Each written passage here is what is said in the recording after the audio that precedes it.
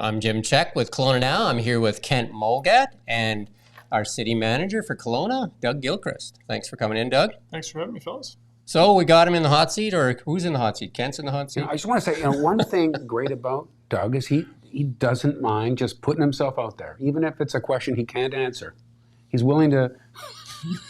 Stump me. We've got a few things we want to talk about. There sure are a few Let's things. start with the good news.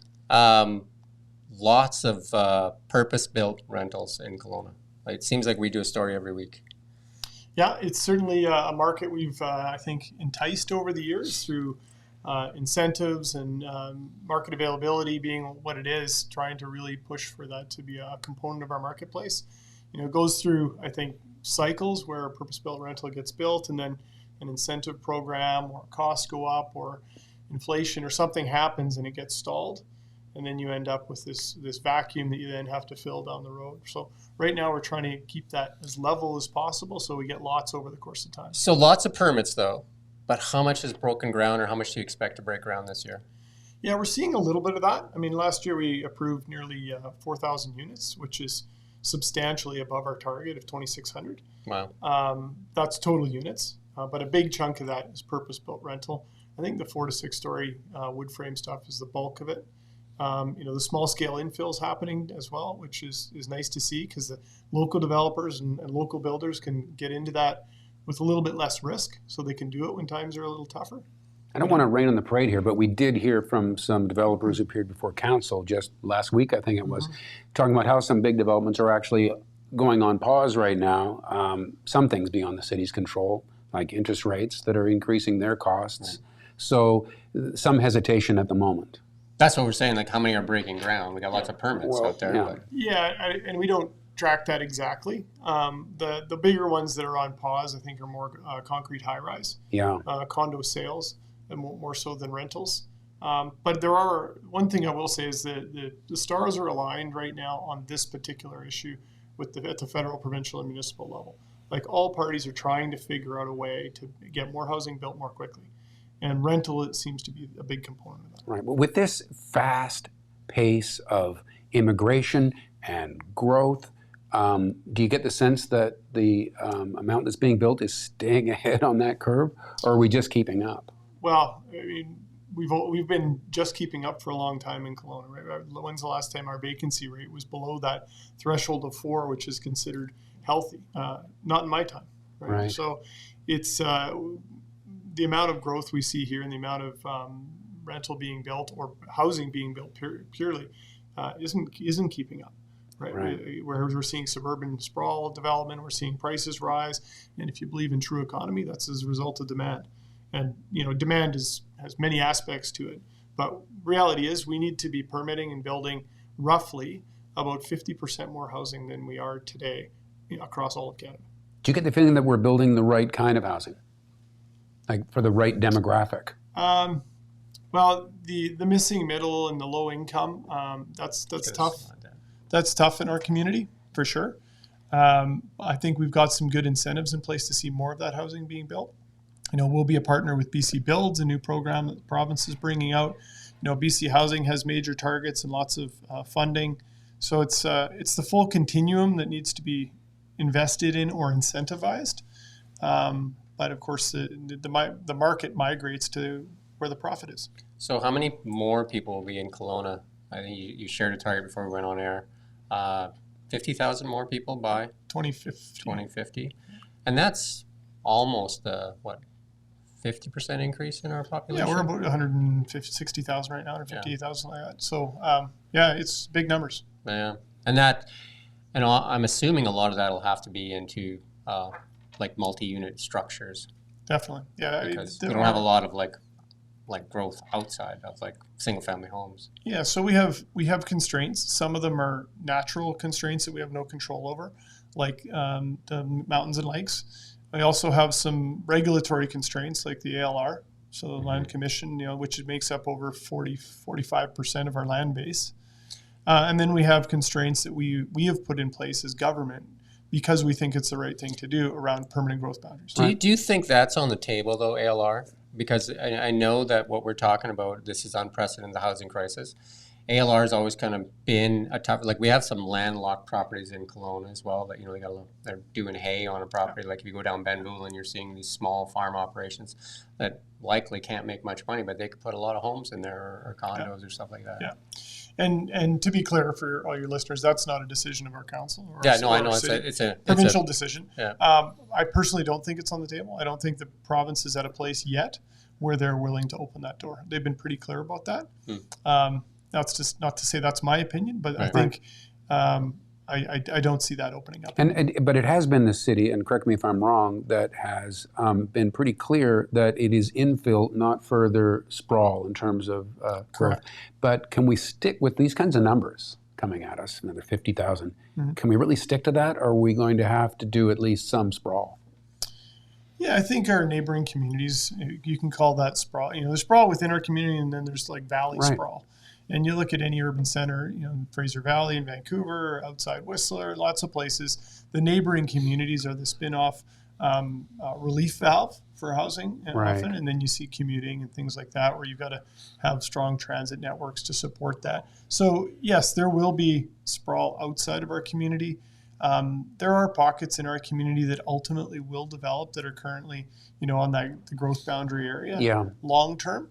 But that said, our current policy is greater infill and developing those underdeveloped properties. So if you've got a half acre and an acre property, you've got a single family house built in the 70s at 1,400 square feet, we think there's the ability to higher densify that in an area that has good transit, close to schools, easy to get to for shopping.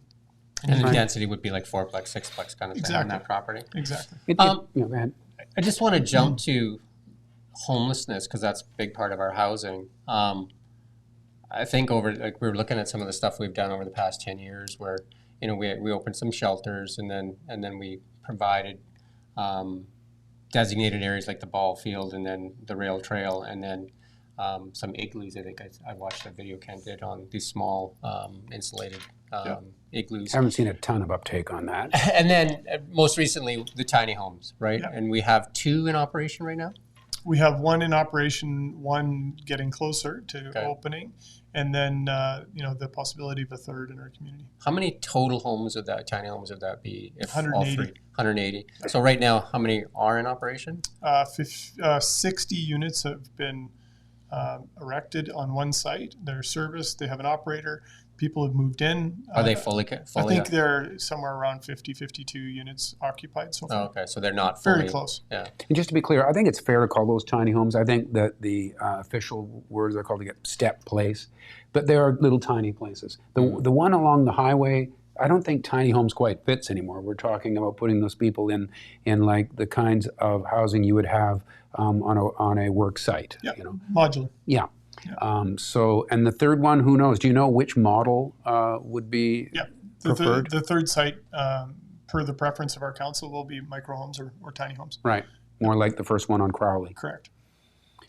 And those slated to stay in place until they don't work kind of thing? Or is that, what's the plan? The company that we worked with in bringing not just their units to town, but also hopefully some of their operating best practices. They have 120 of these across the U.S. and Canada. So they've got lots of experience on how they work, how best they're managed, the climate that they can withstand, how they can stay heated in cold weather, all those things. So we're taking their years of experience and deploying it here. They could be there for quite some time. Right. So in BC, they're not permanent structures, but they do have longevity. Are they on concrete pads and stuff? No, they're not. So there's the ground is crushed, and then they sit up off the ground by about 3 or 4 inches for airflow, and they're on steel posts that have balancing opportunities, like you would in the bottom of your fridge kind of thing. So they're wired, though, obviously. They have heat and air conditioning, a bed, a little desk, a shelf, and I think all of them have a mini fridge. Okay. But no washroom, no kitchen. So that's all. So those are all joint facilities. Almost like a camp then, right? Yeah. Like and those are also spaces for, where they can get together and get services and advice and help them grow and learn to do some of the things that historically maybe they haven't been able to do or hasn't been available to them to learn. So that's 180, you said? If Yep, we get in all total. three in. With those three. So what do you think the need is, like 2 years out for, are we doing something to kind of get at that need, or is it going to be like 270, 300, or? Well, there's a couple of different things on this. So the off air, we talked about the pipeline of housing. If somebody comes out of a shelter and goes into housing, then there's more room in the shelter and somebody can go off the street to get into the shelter. That is the model here, that the people that will be populating these 3 emergency housing locations will likely come out of a shelter, go into the housing because they're more equipped at the stage that they're at to live be on their own. somewhat independently or on their own. And then someone who's on the street can go into the shelter and get the services they need there. That should alleviate all the, as much pressure as possible off the street. Now, how many people come to our community or become homeless is really, there's no metric for that. It's anybody's guess. But what I will say is we need everybody in the region to be doing this, not just Kelowna. Right. And we've had those discussions with our partners. Our partners responded really positively. We know in Vernon, Penticton, those communities are working similarly to us to try and find these solutions, and they're open to city land and BC housing partnerships and things like that. Right, because your critics are going to say, oh, if you build these things, that'll just bring homeless people in from somewhere else. They'll come from Karamias. Yeah. And then we haven't actually dealt with someone here. So no, that's absolutely right. Everybody needs to be part of the solution, all the communities. Right. And it is, I mean, you look around the province, Kelowna is not alone with this problem, not by a long shot.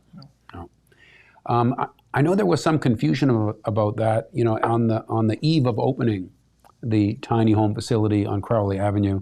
A lot of people thought, oh yeah, they're just going to round those people up off that rail trail and just move them on in there. No, it is a more circular movement where you'll take people from a shelter. And then ultimately the idea is that the number of people using that rail trail tenting area declines. Absolutely. Yeah. Unquestionably, that is the ultimate goal. And the Heart and Hearth program, don't ask me what it stands for, I'll forget the acronym, okay. But Heart and Hearth is ultimately about the province brings services to your community to get people off the street. Bottom line. They want to get those people who are on the street, harm themselves, harm to all others, vulnerable, get them off the street and get them the services they need. So that is the funding that is building these 3 places, the Heart and Hearth program. Right. Transportation, 50,000 people. Kent had a question there on busing. There's an interesting thing happening in Crawford where it's buses on demand. I'll get an app and it's like, I could sure use a lift into town, and I hit a button and then something smaller than a bus might swing around and pick me up. That's correct. Yeah, you've got it. So you're going to be our spokesperson. Do you know any more than that?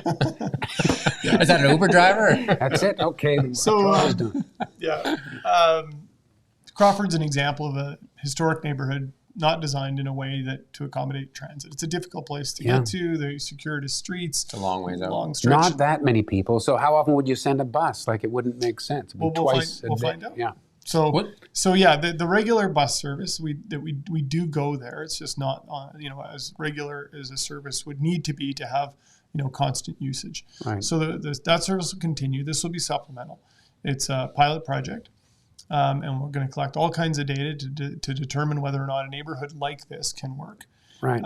For a microsystem that's more efficient. What are we envisioning here? Is this like a 15-passenger van? Is it a Mini Cooper? What? Yeah, no. That's what my wife drives. No, it'll be smaller buses like you would see for Handy Dar or something like that. Okay. A smaller bus on demand, and if multiple on-demand requests come in, then they would do that on the route. Right. But it's a direct service. They pay a regular transit fare for it for the time being. Right. And we're hopeful that this is an option. So, I think it's important for your listeners to know that, transit service is very, very expensive service, but it's critically important to the overall network. And we need to figure out a way to make it as efficient as possible and get more people comfortable using it. So things like app-based service, buying your pass so you don't have to come up with change or tap when you get on the bus. Yeah. Having great high levels of customer service and security on the buses. Those are all part of increasing our mode split and getting more people in transit. Right, because you see that bus that goes up into McCullough, and there's never a lot of people on it. It's pretty hard to get enough people to support a bus frequent enough that it really is much help. Yeah, As the person charged with administering the budget for the city, when I see a large bus go by with not too many people on it, it does pain me. But the data we have is that our transit ridership is growing, and it is one of those services that you build it and people will come. Right. It's not the other way around. You can't wait till there's massive demand and just drop a bus in an area. It doesn't work that way. So. Autonomous cars. Now Ultimately, all, right? You know what I mean? But we're not there yet. We don't know when we'll be there, but it could be a couple of years. It could be more. Right. That would probably be the best solution eventually. Yeah, I think there's lots of efforts going on around the globe around really creative means of getting people to and from places. Right. And we're going to be in that mix. We're doing a study with UBC right now on what's an alternative mode that could go from downtown to UBC and the airport on that rail corridor that we have. What that mode looks like, don't know. That's what the study's all about. But those critical spines that we have, Highway 97, the rail corridor, places like Gordon Drive, maybe within our lifetime we'll see other forms of transportation on those corridors. Okay, transportation might double us back into the conversation we already had about infill housing, but the Kelowna General Hospital area is considered a transportation hub because people need to get to the hospital. So now we see this heritage protected area of Kelowna, and heritage buffs are saying, whoa, this, where we're headed with the official community plan could put, 16-story buildings into the heritage area. Glad you asked. I can give a bit of clarity on that. So yes, it's designated as a transit hub by the province. Some people are suggesting that, there's only 2 bus stops. How can that be a hub? But it is our largest employer. And a lot of people do currently use transit to get there and hopefully more in the future. So it is a hub, like it or leave it. And within that, the province has rules around what can be built there. Now, the caveat to the exemption, I guess I'll say, to their rules is a high-rise development adjacent to a transit hub that is in the legislation. It does not apply here because of the heliport. So there's aerodrome limitations to building height around the hospital, and those would stay in place. So likely you will not see anything more than 4 or 6 stories within sort of 400 meters of the hospital. Beyond that, the concerns raised by heritage people about how the character of that neighborhood, which in itself is a tourist attraction. People love to ride their bikes through there, see the old homes, and they're worried that duplexes and fourplex will kind of spoil it. Yep. Some people, that's their view of it. There will be some infill that happens around there. There's infill happening today, replacement of old homes and things like that. The things that are designated, have a heritage designation on them, the homes in that area, are protected. However, the heritage area as a whole is not protected. We did go to the province and talk to them about the limitations of that, whether exemptions would be allowed for heritage areas. And they were very specific in the legislation that is not a reason for exemption. So you couldn't take. So we tried it on, and they said no. You couldn't protect it as a city any more than you are, given what the province is doing. That's correct.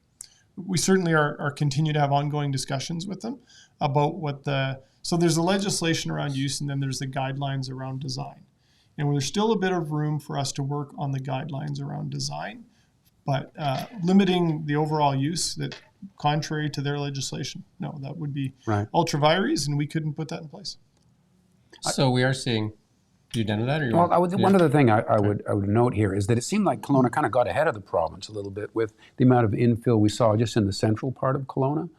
And it's amazing how, and correct me if I'm wrong, I didn't hear a lot of complaints about the 6plexes and 4plexes that went in along Richter and the other areas between there and the water. Quite often it would be an older house that might not have been well cared for that on a larger lot that suddenly gets a pretty nice looking replacement in the form of something with more density. Yeah, no, I'm pleased to hear you say that. That's my take, but maybe I'm a little biased. But you probably see the complaints that come in, and we didn't seem to get a lot of complaints about that infill that took place over the last 8 or 10 years. Very, very few. So that was a project we started some years ago as part of an innovation effort to see how we could densify neighborhoods without disrupting them. How sensitive infill, as we call it. And that was we pre-zoned 800 lots in the city. And then we did a design competition and awarded 2 designs for sensitive infill homes that would have 4 units on a single family lot. So essentially the province's model around this is taken in part from what we've done here. We call this a pilot project on that. Yeah. And it went extremely well. Later on, we added more designs so that we didn't have everything too homogenous. And those projects go straight to building permit. There's no DP or no development permit, go straight to building permit. And it was an opportunity to increase housing in Kelowna in a sensitive way. And it's a model that's been replicated to a degree by the province. Right. We've got some warmer weather already. Beautiful. Golf courses are open. But that also brings wildfires back into the picture. And I think that is worrying a lot of, especially tourism-based businesses. How do we get ahead of it in mitigation? What is the city doing to kind of mitigate our concerns for wildfires in the summer? Sure. Preparation is key. You can't control the weather, but you can certainly prepare for it. So mitigation strategies and plans, fuel modification programs that we've done in the past. We had an unfortunate but a great learning through last year that the areas that had been fire mitigated, so the fuel modification taken off the ground, trees limbed up, when the fire came through there, burned clean. And was much easier for our structural firefighters to get in and close to the homes and be able to fight and prevent those You're fires. talking on this side of the lake, though, right? Yeah, from expanding. Right. So in Quail Ridge and Glenmore and Ox Mountain, we've done a lot of that. And when the fires are smaller and early stages, Less heat. it's a much more manageable fire to put out. So we know we need to do a lot more of that. The funding is limited. It's expensive work. It's time-consuming work. We know we have to do a whole lot more of that. Controlled burns. The conversations I've been having with Wildfire BC and with our firefighters and First Nations is that controlled burns are going to be more necessary than remove than the not. fuel Right. during So part of the year when it's not so. Is the city actively looking for areas of our interface with the forest where we're most vulnerable, Absolutely. trying to get some of those? Absolutely. Yeah. I imagine All the the goal, communities in the valley Yeah. are doing that. imagine the goal is at some point to make it so that we have that safe buffer around the homes and structures. What's and then, safe now? One thing we learned is that a fire can jump the lake. So I was telling I mean, people that's when it gets out of that hand. is though, right? that The is heat, not right? possible. Someone said, "Did it jump the lake?" It did not jump the lake. Yes, it did. How did that It happen? absolutely did. Well, I won't pretend to be a fire expert. My Yeah.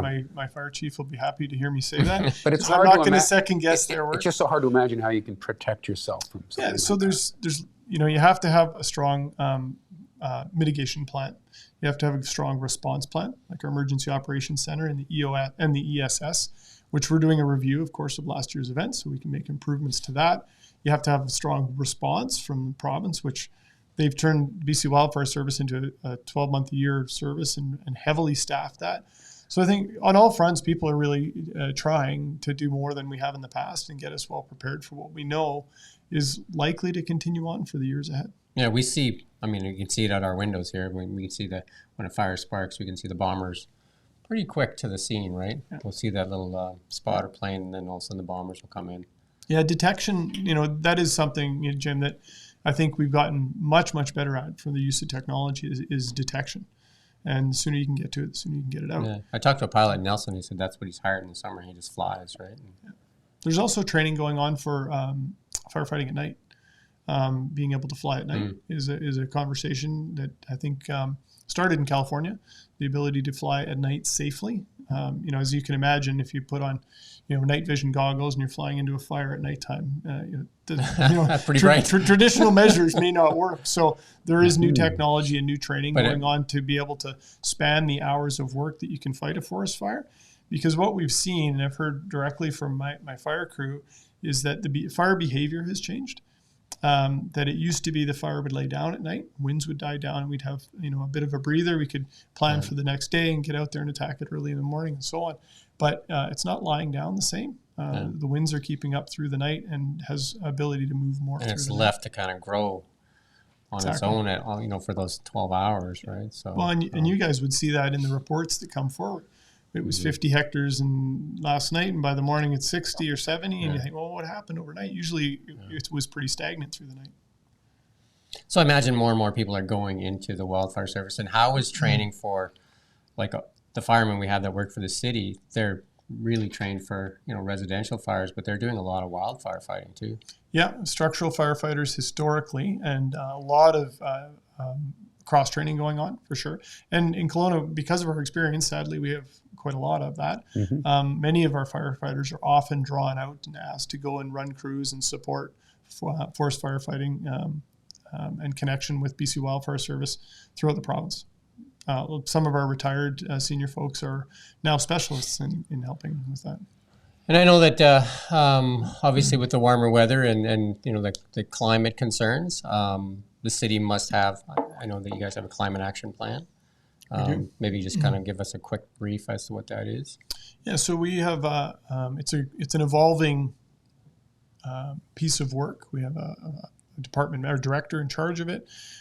We have energy managers to try and reduce our fuel consumption and GHG emissions, and we also have mitigation and response, so protecting natural habitat, refurbishing areas perhaps that have been disturbed and bringing them back to a natural state.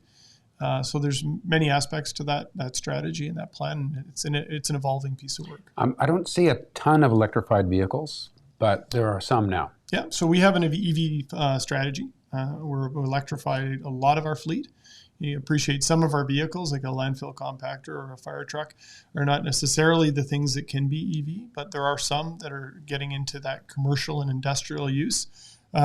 Most of our building inspection cars and some of our parking bylaw officers, we have EV in those fleets. What about buses?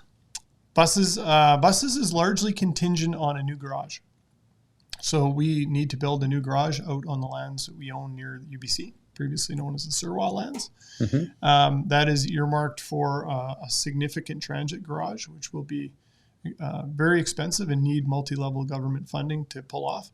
But it was strategically located there because it is on a high voltage transmission corridor where we can make it an E-supported garage, or electrification fleet would be part of that. Summerland has put in their own kind of solar farm, kind of to supplement their energy needs.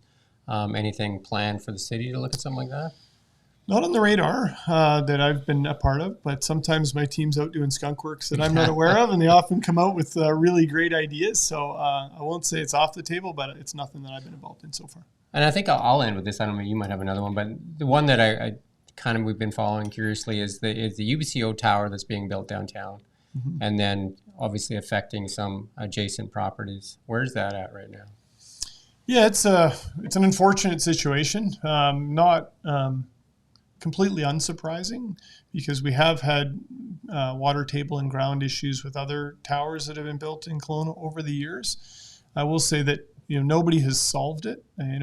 Each of the towers we see go up tends to have a different preload or piling system that they use, and nobody said, okay, I've solved it. This is the one that you use in Kelowna for our groundwater and our ground materials.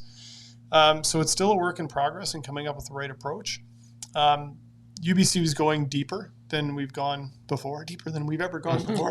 Is that right? Okay. In Kelowna, because of the size of the building and the amount of parking that's required. It's like 40 stories or something, isn't it? 40. Yeah, 44. 44. And to try and have a really nice ground plane, the preference is to go down with the parking as opposed to up. So yeah, it's been unfortunate. They've been really good to work with. I know they've been really communicative with the property owners around them. They're trying to do the right thing. So they're a good partner in this to have, but it's just an unfortunate stream of circumstances. And I know the engineers and the peer review engineers are working really hard on getting a solution in place. So is that project still going forward? Is it on hold? It is. No, it's still going forward. Once they solve the final piece of stability that needs to happen, they start pouring concrete. That's when those issues tend to dissipate. So. Right. I haven't had a close look at the site and what they're doing, but is it the same deep piles that go way down into the ground? Yeah, the engineering solution. There's some underpinning. There's deep piles. There's a number. A combination of things. things. A combination. Yeah. Right. Yeah. And then that one that you were surprised that went up, the Water Street. The one on Leon. You can see the cranes from here. Yeah. I never thought that was going to happen. But it There is. you go. It's going up, and that's a tall one too, though. That would have otherwise been the tallest building in Kelowna, save for the UBC one, but it's a Right. two-tower project. And then they also have some adjacent land where their sales center is across the street. So long-term, they'll do something with that as well. Anything else you want to cover today? Well, how many? While we're on that topic, how many more are in the works right now? I haven't checked recently. How many more tall buildings, above 20, are sort of soon to emerge? Well, there's one right across from UBC that will advance to council in the near future, owned by Kirkhoff Developments. So we'll see what ends up happening with that. And quite publicly, I think there's been some others on the books that are on hold, as we talked about earlier in the conversation. That one right on the West Kelly Core O'Brien's project, kind of thing? Mission Group has a couple planned as well. So there's definitely some more. And Wasn't there one behind the Madison too? Wasn't there 2 towers going behind the Madison at one point where the bike shop was? So there's UBCO building, and then across the street would have been the old bike shop. That was called the Monaco. I think so, yeah. There was 2 towers supposedly going in. That property has changed hands. This conversation might never end if I take us there, but 2 more buildings going in on the Prospera parking lot, right? I always wonder what that's going to do to parking, during hockey games. But I guess, as it is, people park all over the place and walk. But. Yeah, well, I mean, currently there's no proposal there. They pulled it off the table before it went to council for consideration. Yeah. So what comes of that, who knows? Parking for that facility long term is critically important, and we'll make sure that we play a role in making sure there's parking for that to be a viable arena for the long term. Okay, super important for our downtown. We could go on and on. It's so great that you came in, Doug. It's great. I'd love to see you monthly. That'd be great. Anytime. I love these chats, and hopefully your listeners get good value out of it. Yeah. Send us home. All right. Thanks for watching Kelowna Now.